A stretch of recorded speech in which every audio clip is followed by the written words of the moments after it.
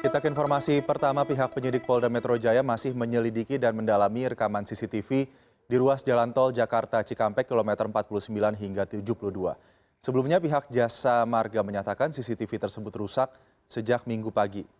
Rekaman CCTV ini akan menjadi alat bukti bagaimana kronologi kejadian penembakan yang menewaskan 6 anggota Laskar Front Pembela Islam atau FPI di ruas jalan tol Jakarta Cikampek pada Senin dini hari. CCTV diperlukan mengingat ada dua versi kronologi terkait kejadian tersebut, yakni dari pihak kepolisian dan pihak FPI. CCTV masih dikumpulkan oleh penyidik, termasuk saya katakan tadi, masih mengumpulkan alat bukti, termasuk CCTV di dalamnya. Ya, rangkaian dari mulai CCTV yang ada di sana, memang ada 3 rangkaian server yang ada, kemudian yang sampai dengan di Jalan Cikampek ini masih dikumpulkan oleh penyidik untuk dilakukan ekstrak, ya, untuk dialami semuanya.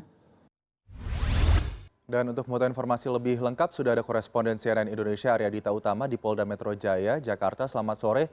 Dito, bagaimana perkembangan kasus penyerangan anggota polisi yang dilakukan pengawal Rizik Syihab dan juga bagaimana perkembangan terkait dengan jenazah Laskar FPI yang berada di Polda Metro Jaya?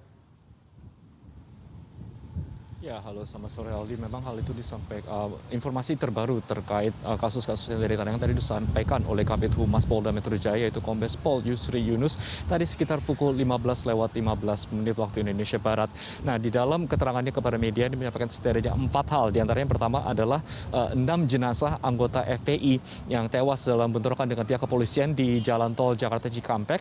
Rencananya nanti maghrib akan diserahkan kepada pihak keluarga. Memang saat ini tim forensik di Rumah Sakit Polri Kramat Jati disebut masih melakukan pemeriksaan terhadap 6 jenazah tersebut.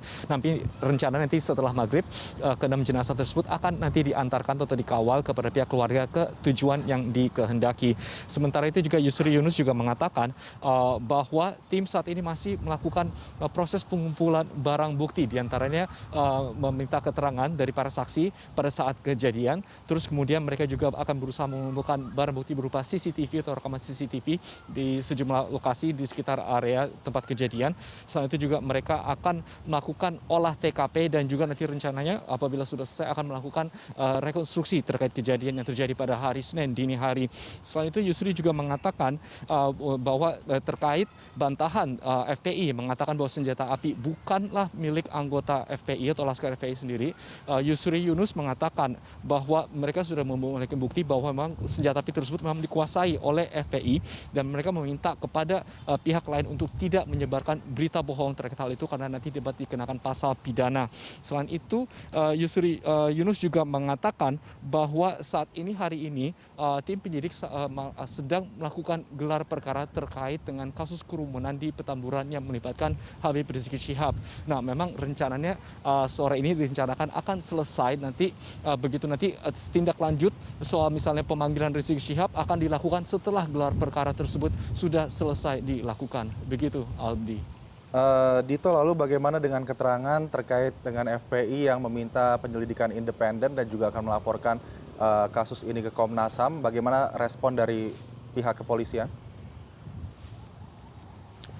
Ya, terkait hal itu memang pihak kepolisian mau persilahkan saja. Mereka akan transparan dengan barang bukti yang mereka kumpulkan di gadugan dokumen yang mereka miliki.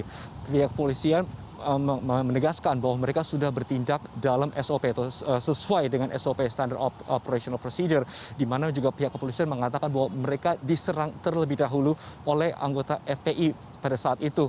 Memang kita bisa lihat bahwa ada kendaraan yang digunakan oleh tim penyelidik pada saat itu. Memang kita bisa lihat ada 2 bekas tembakan pada kaca depan mobil kendaraan tersebut, tapi memang itu tidak membuktikan siapa yang menembak duluan, sehingga memang dibutuhkan CCTV atau keterangan lanjut. Tapi satu hal yang menurut saya harus dilakukan adalah memeriksa GSR atau gunshot residue examination kepada 6 jenazah anggota FPI itu sendiri untuk memastikan apakah mereka betul melakukan penembakan. Karena sebab apabila kita menembakkan senjata api itu akan meninggalkan residu atau semua partikel, diantaranya barium, terus kemudian ada timbal dan juga antimoni yang akan tersisa pada tangan orang yang melakukan penembakan senjata api tersebut, sehingga hal itu juga diperiksa dan harus dibuktikan oleh pihak kepolisian. Tapi terkait memang apa penyelidikan dari pihak lain, baik itu independen atau juga Komnas HAM, pihak kepolisian mempersilakan saja karena itu juga akan membantu proses upaya penyidikan mereka juga. Begitu, Aldi. Baik, terima kasih Arya Dita Utama melaporkan dari Polda Metro Jaya, Jakarta.